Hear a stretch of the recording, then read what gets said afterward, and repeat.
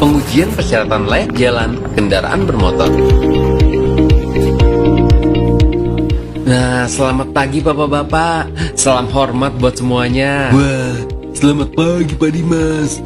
Kebetulan nih Pak, panjang umurnya. Kita sebenarnya sedang membicarakan Bapak. Terima kasih kemarin sudah jelaskan tentang perlunya pemenuhan persyaratan teknis Pak. Tapi waktu itu kan Bapak ada bilang satu lagi, yaitu persyaratan layak jalan.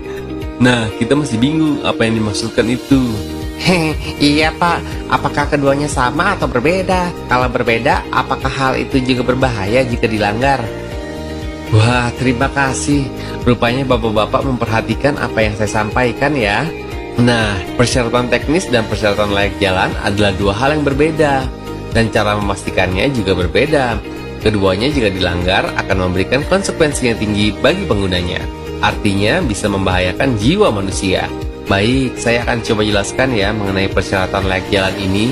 Tapi sebelumnya saya mau pesan kopi hitam dulu biar fresh.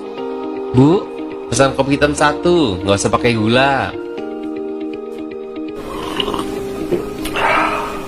Nah, yang dimaksud persyaratan layak jalan kendaraan bermotor adalah terkait dengan persyaratan tentang ambang batas emisi gas buang, kebisingan suara, efisiensi sistem rem, kincup roda depan, suara klakson, arah dan intensitas cahaya lampu depan, serta akurasi indikator kecepatan kendaraan bermotor. Saya akan jelaskan satu persatu apa yang dimaksud, apa bahayanya, dan bagaimana cara memastikannya. Siapa? Nah, begini. Pertama, kita akan bahas tentang emisi gas buang. Gas buang yang dihasilkan dari knalpot kendaraan bermotor itu bermacam-macam. Ada timbal, hidrokarbon, nitrogen oksida, dan karbon monoksida. Timbal atau timah hitam adalah campuran pada BBM yang berguna untuk meningkatkan pelumasan dan efisiensi pembakaran. Namun demikian, timbal adalah logam berat yang jika dihisap oleh manusia sangat berbahaya bagi kesehatannya. Dapat melemahkan daya tahan tubuh manusia, berdampak pada kesuburan, pertumbuhan otak, dan masih banyak lagi dampak negatif lainnya. Demikian juga hidrokarbon. Selain menyebabkan pemanasan global, juga bisa menyebabkan penyakit kanker dan ispa, mencemari tanah dan air, dan masih banyak lagi dampak negatif lainnya. Oleh sebab itu, kendaraan bermotor harus diuji agar gas buang yang dihasilkan berada pada ambang batas yang aman untuk kesehatan manusia dan lingkungan. Alat uji gas buang ini disebut COHC tester dan smoke tester. Alat ini adalah bagian dari pemastian layak jalan kendaraan bermotor. Kedua, kita akan bahas tentang kebisingan suara yang ditimbulkan oleh suara mesin, serta suara klakson dengan alat yang disebut dengan sound level meter. Kebisingan adalah salah satu produk negatif yang dihasilkan oleh kendaraan bermotor dan berpotensi menyebabkan stres pada pengguna jalan lainnya. Oleh sebab itu, pemeriksaan kebisingan suara dan suara klakson ini menjadi bagian dari pemastian layak jalan kendaraan bermotor sehingga operasionalnya tidak menimbulkan gangguan serta meningkatkan stres penggunanya. Berikutnya adalah efisiensi sistem rem. Pada pengujian kendaraan bermotor, ada alat uji yang disebut brake tester, yang fungsinya adalah untuk memastikan bahwa sistem rem kendaraan bermotor dapat memberikan gaya perlambatan minimal sehingga aman saat digunakan. Selain itu, jika pada masing-masing roda terdapat gaya pengereman yang berbeda, hal ini akan dapat membahayakan pengemudi karena kendaraan bisa berbelok ke kanan atau ke kiri saat direm, atau bahkan bisa terguling. Pengujian dengan brake tester ini untuk memastikan gaya pengereman terdistribusi secara proporsional dengan efisiensi yang dapat diterima dalam batas aman. Selanjutnya adalah terkait pengujian kincup roda depan. Pengujian kincup roda depan ini pada dasarnya adalah untuk memastikan wheel alignment-nya berada dalam ambang batas yang normal. Jika ambang batas ini melebihi standarnya, maka roda depan akan memiliki kecenderungan ke kanan atau ke kiri. Dan jika dilakukan pengereman, maka roda depan bisa berbelok ke kanan atau ke kiri. Kecelakaan pick-up dan bus di PD Aceh disebabkan karena hal ini, di mana saat mengemudi di jalan lurus dan sepi, pengemudi pick-up tidak sadar. Roda depannya mengarah ke kanan dan masuk ke jalur lawan sehingga terjadi kecelakaan adu depan dengan sebuah bus. Alat uji untuk memastikan kincup roda depan ini disebut side slip tester.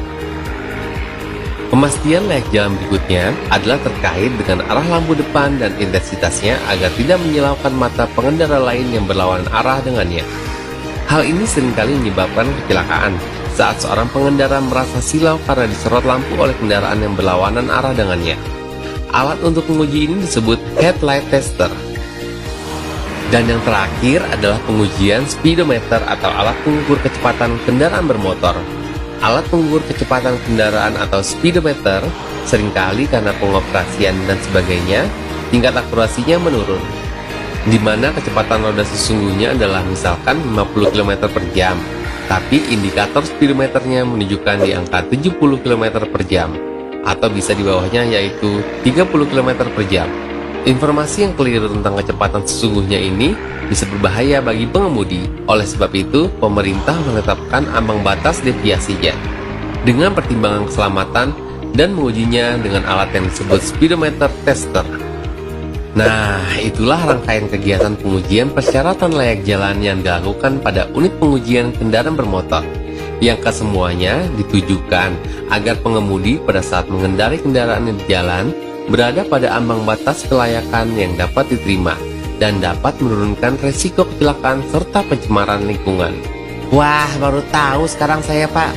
Begitu pentingnya mengujikan kendaraan bermotor di tempat KIR.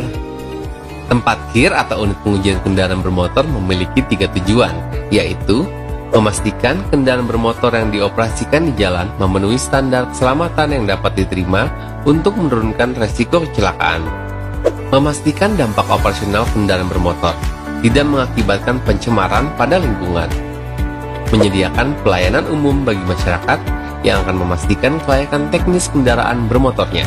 Siapa? Mulai sekarang, saya akan selalu mengujikan kendaraannya ke tempat KIR secara rutin agar keselamatan kendaraan saya terjamin dan kendaraan saya tidak mencemari lingkungan yang dapat merugikan manusia termasuk anak istri dan cucu saya.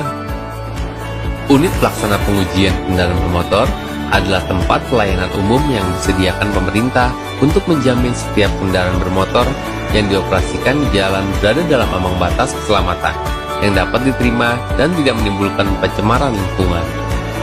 Pesan ini disampaikan oleh Kementerian Perhubungan Republik Indonesia.